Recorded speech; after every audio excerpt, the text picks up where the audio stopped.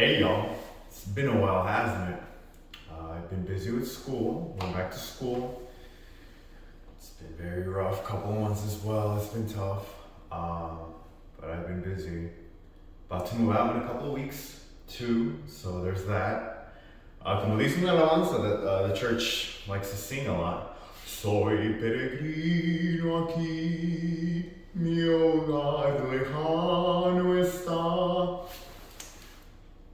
You choir members that are watching this, or ex-choir directors, or ex-choir members, I better go back, replay that part, and harmonize with me. I'm going back to choir in the college's ensemble, the men's ensemble, so I'm excited about that. Get back to working with some of the things I used to love when I was back in church. Some positives we can take out from a lot of negatives, and I will use that. I love singing.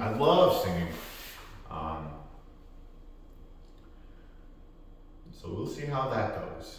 But for now, I think it's important that we talk about mental health.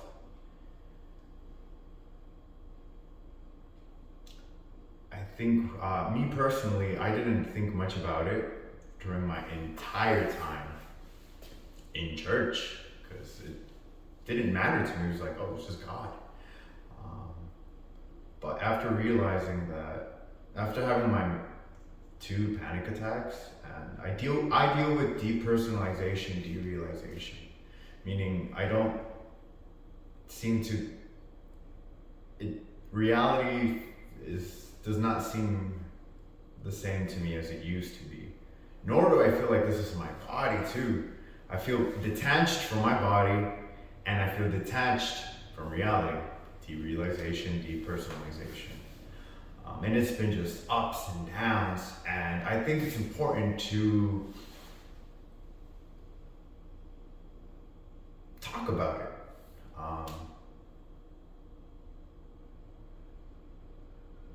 We can't ignore things. Me personally, I never dealt with anxiety, but that's because during the time I was in church, not only did we live in a bubble where nothing can really hurt us, and if we would obviously not every moment is happiness, but there was always a sense of like, hey, I'm in the right church. That's all that matters.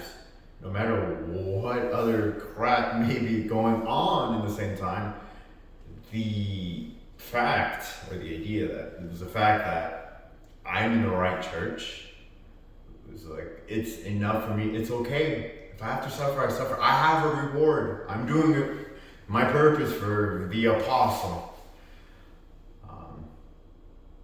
So for me, and that's the only thing I can really talk about, is my experience and how I'm dealing with it. Because when it happened, me destanteó. I've never dealt with anxiety, with panic. I wouldn't say disorders, but maybe, especially right on the beginning, couple of months.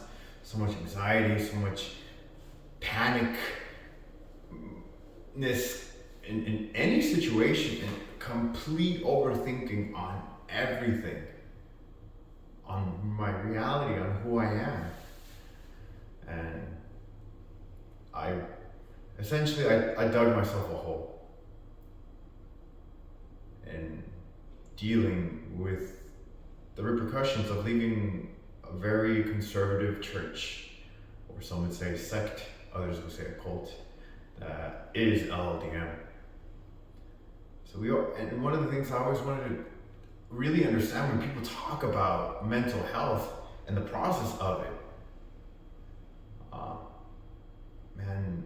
one of the things I learned was when I was taking therapy, is at first, when I completely left church, when I stopped attending the prayers, this was over 2 years ago, because it was 3 years I've been mentally out, but that first year I was just there to please my parents. But over 2 years ago, I decided this is it. So when I stopped attending church for a couple of months, according to my therapist, I lived in this honeymoon phase, this sense of freedom. But once the panic attack happened, once all that, it just, it went downhill for my mental and my life too. And I think one of the most important things I am learning right now is, and this is my advice, to learn about yourself, the good and the bad. And sure, we could point fingers at church, the doctrine, the election, but I think we have to be very honest to ourselves. And sometimes being very honest to ourselves, we've never really been that good. At least talking on my behalf, I try to be, and the things that make me uncomfortable, I shy away from and try not to deal with it, because that's how I dealt with that, my time in church, because it was a very toxic environment. And that's the thing, dissect yourself. Really completely put yourself naked and look at the way you talk, the way you think, the way you process things, and figure out what is it that makes me me, and how can I be better? Because that's what I'm trying to do, trying to survive at the moment, and hopefully one day be able to enjoy life. And it's being honest with yourselves, and it's okay to be really honest with yourself, even if it's not good, because we surround ourselves, and lately we've been I believe we surround ourselves with a lot of toxic positivity. Like, it's always positive, just be happy thoughts, and that's not how life works. I'm a big fan of Parks and Rec, also Brooklyn Nine-Nine, these shows, and it's common in just most shows where a character or two deals with the problem in the beginning of an episode, and then throughout the episode they come off as ignorant or not being able to solve the problem with their issue of themselves, whether it be being greedy or stealing. And by the end of the episode, they are like, that's right, I shouldn't do this anymore, and they fix their problem. That's cool on paper, and we laugh about it when it comes out funny, but in real life, that's not the case. It's not just, so I'm bad with time management, and by the end of the day, I'll be good with time management. That's just not how it works. It takes time. I remember hearing someone who left church saying that this person who had been out since 2014, 2015, still struggling with deprogramming yourself from that kind of thinking. This person was born and raised in church, and I think about how I think and act, and it's programmed in ourselves, and it's going to take time to heal. It's going to take a lot of time. I know people deal with it different ways, cope with it with different ways, but sooner or later it will bite you if you don't deal with it head on. And it's only going to get worse. And, I'm in the survival mode, and I like to see things through, I like to picture things, how I deal with things in a picture format in my head. Like, I see it in metaphors. So the way I see myself in my life is, I'm in a hole. I'm in a deep hole. And I know I can't get out of the hole right now. So what am I doing? I am working out in the bottom of this hole, getting myself stronger, pushing myself, doing push-ups, doing pull-ups, exercising, running around in this hole that I've dug myself, so that I can gain the strength and I can be able to climb out of that hole slowly but surely, hopefully enough strength to get out of the hole and somehow follow my own path. But I know right now where I'm at, and I think that's something that we have to first figure out where we are in life as our individually, where we are right now, mentally. It's hard. I laugh about it, and that's one of the ways I've been coping, and I cope with, and I think we have to try to find better ways to cope. I think it's okay. It's part of my personality in a way too.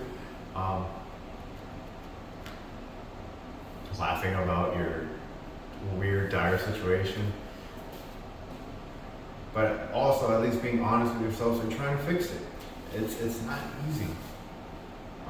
I will talk about suicide in another video because that is I've been through it, those thoughts. And I mentioned very briefly in my Reddit post when I first made a Reddit, my story when I came out on Reddit, on Lldm forum. And I briefly talked about it. And at the time, I briefly spoke about it because I don't want to feel embarrassed. I don't want to feel like, with Lldm saying, you see, that's what happens when you leave church. Of course those are the thoughts that are going through this young guy's mind. Because he doesn't have God. He stopped believing the election. He spoke bad about the election. This guy's going to hell. These are the consequences of you questioning the election.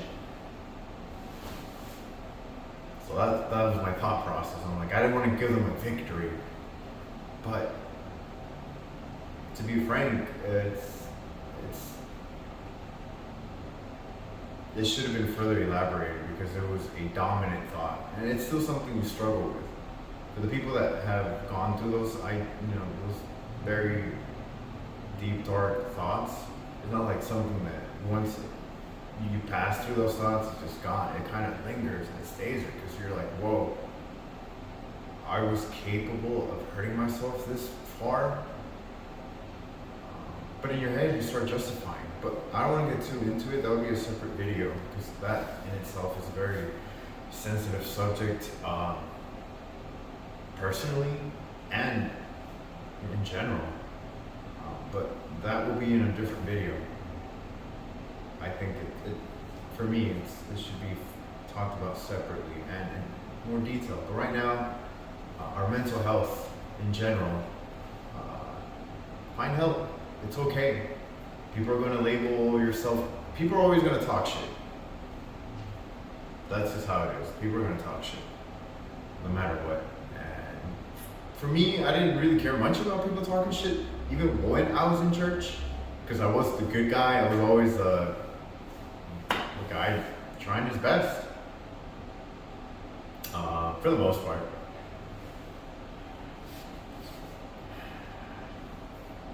But I think it's very important that we deal with it. So I would like to put myself out there and give examples of how you strip yourself and figure out why you are the way you are. And one of the big things that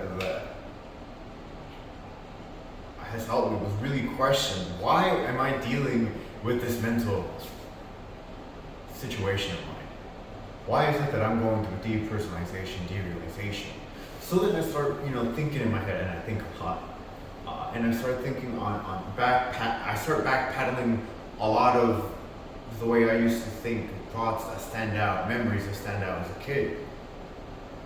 So I remember this time, I was probably 5 at the time, and I was shopping with my dad.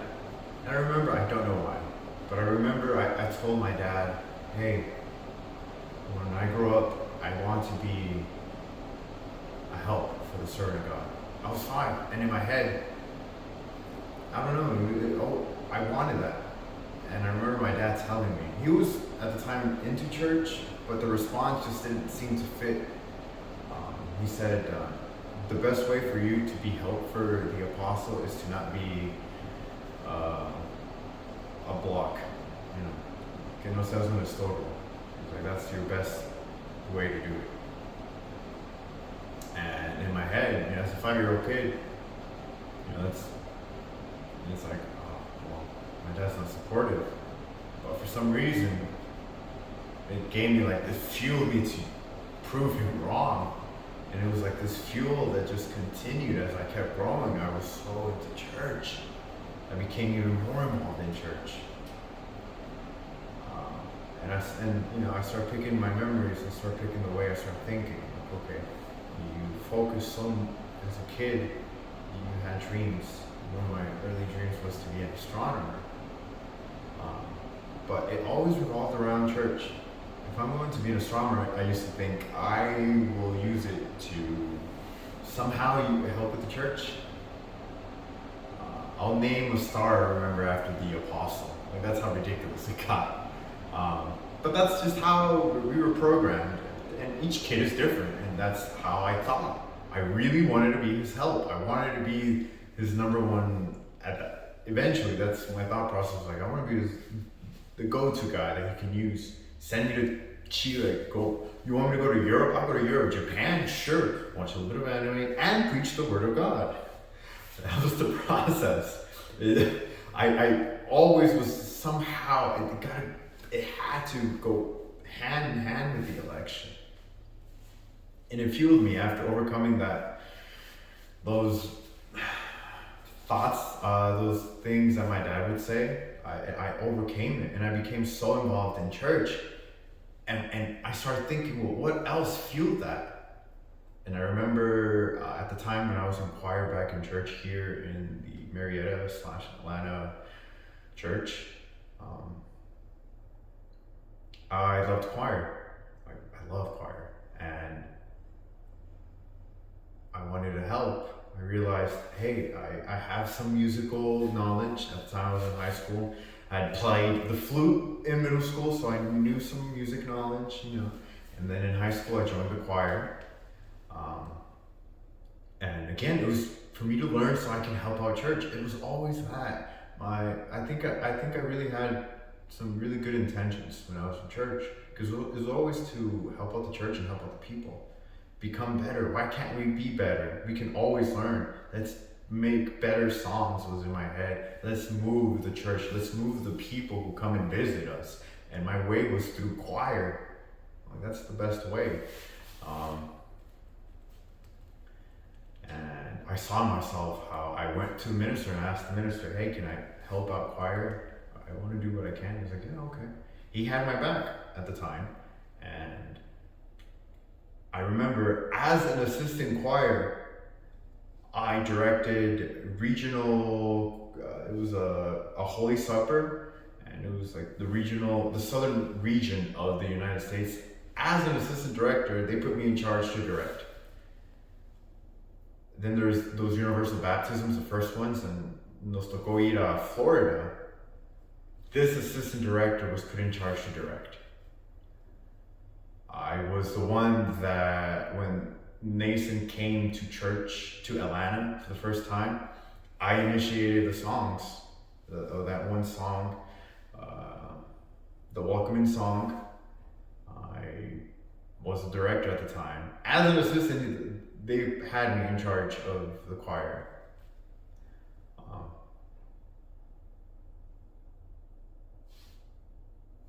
That's really another fuel that, like, in my head I was like, this is my calling, this is my purpose. So as a kid, my goal, my dream was revolved around that.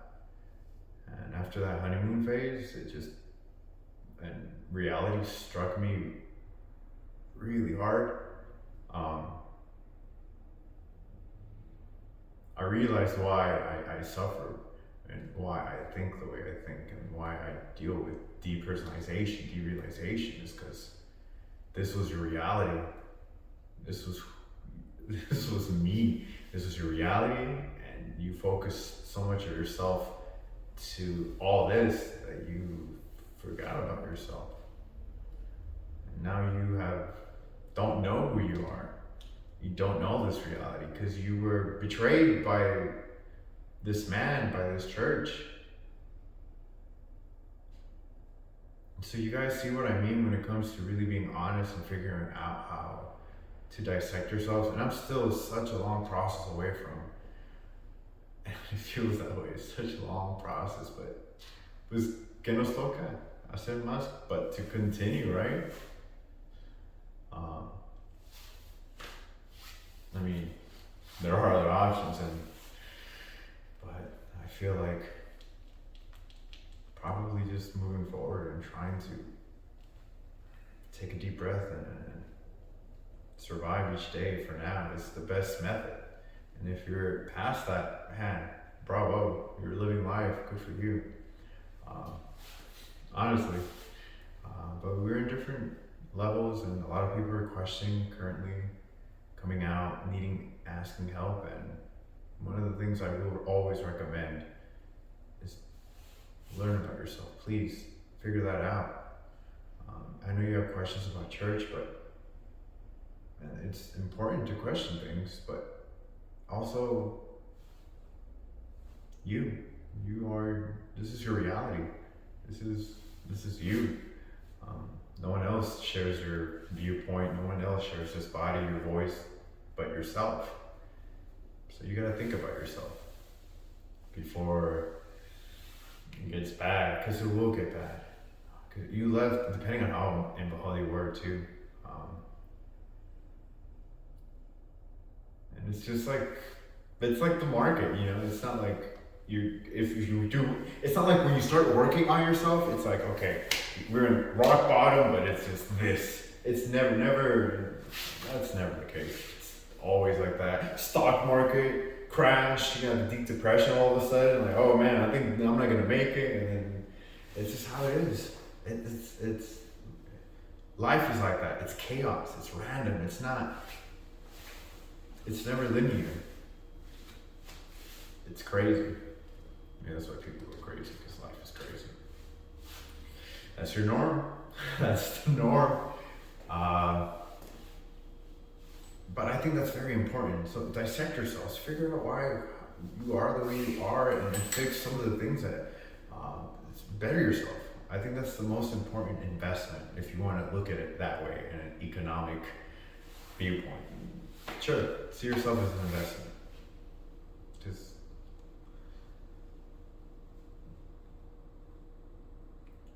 at the end of the day, all you have is yourself. And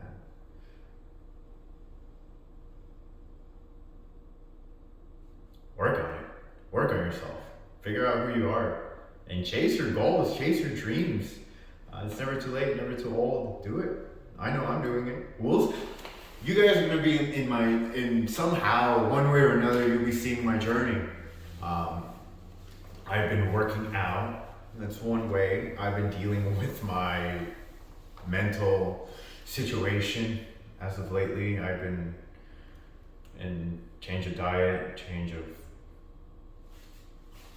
because I have these goals that I want to work on myself, but also a pro wrestler. I loved wrestling when I was a kid. In my head, it was never like, oh, I'm gonna be a pro wrestler. Because in my head, it was like, I don't think I could use that for church. Maybe. But in my head, it was always like something else.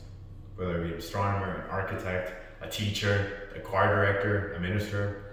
But here I am doing something that I enjoyed as a kid, that I thoroughly know in terms of backstage politics, the ins and outs of the business, enough to invest myself in training. I've been training, got myself injured, so I haven't been training. I'm in school, so hopefully after I graduate, I get back to that. But time will tell, life will tell. But that's what I'm trying to do. So you guys are gonna be part of this journey, I believe, and we'll see how it goes. It's okay if we fall, we fail. We just gotta pick ourselves up and do better. That's what it sounds simple. Might not be as simple sometimes, but I guess everyone pues. Trying to think of like other examples. I'm not gonna tell you guys everything about how I stripped on every little detail about me. Just giving you some examples, because I still like to. I know I'm letting myself out through these videos so people could hear me, but there's some I like to keep to myself too, and that's fine. But just giving you guys as an example of how do you dissect yourself, how do you work on it, and in what ways can you. If for you, for instance, I had to take a religion and society class, and we had an assignment to visit 2 religious sites. And I visited a couple more than I intended, just because of my curiosity to compare and contrast how religious experience varies from church to church, from religion to religion. Maybe you guys, it might help you. Maybe go to like a mass, go to a different denomination, go to a completely different religion, or I don't know, philosophy. Maybe you don't believe in God. That's perfectly fine. Work on yourself. Figure out a way how to try to find ways. It's find ways until you find the right way, or the best way to deal with stuff. And I've been doing it just because it was part of my assignment and out of curiosity. Really, out of curiosity. How does their church work? Because minus the election, this church would be pretty cool with how the community works. I would go back if it wasn't for the election. Just take that out. Take the creepy cult stuff. Just leave the community aspect of it. But maybe you'll find your church somewhere else. Maybe you'll work on yourself. Maybe you don't need church. Maybe you don't need religion. Find what suits you. Find what works with you. And that's going to take time. And that's okay. Just keep working on yourself. So, mental health, very, very important. And I think that's the thing you guys have to, for the ones that are just coming out or have so much things that you want, so many questions, because I still have so many questions with my situation. It's hard. It's not easy. So mental health first, please do that. And I'll be here. I think I'll put my email if you guys want to send an email. And I don't have social media. I'm out of that. I'm really trying to work on myself and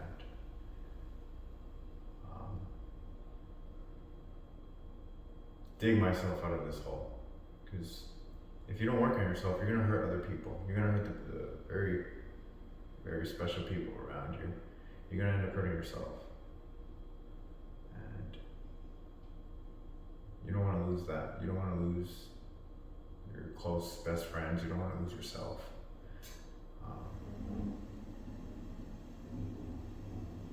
So please, sincerely work on yourself. And reach out to me if you guys want to talk or email. No phone numbers, you creepy stalkers. I'm kidding. Just email.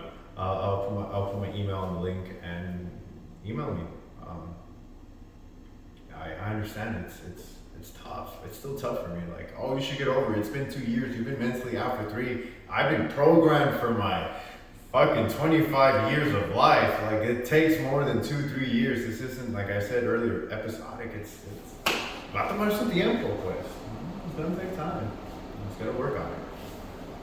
So do that. Work on yourself and find ways. Find books. I need to start looking into books. But one of the ways I do it is just I talk a lot. I talk a lot to myself. And I think I'm getting to be even more honest to myself and kind of breaking down the way I am and trying to find a way to be better and work on it. So that's my Escuela Dominical. Don't worry, no diezmos, no ofrendas at the end of this. You don't have to know. None of that.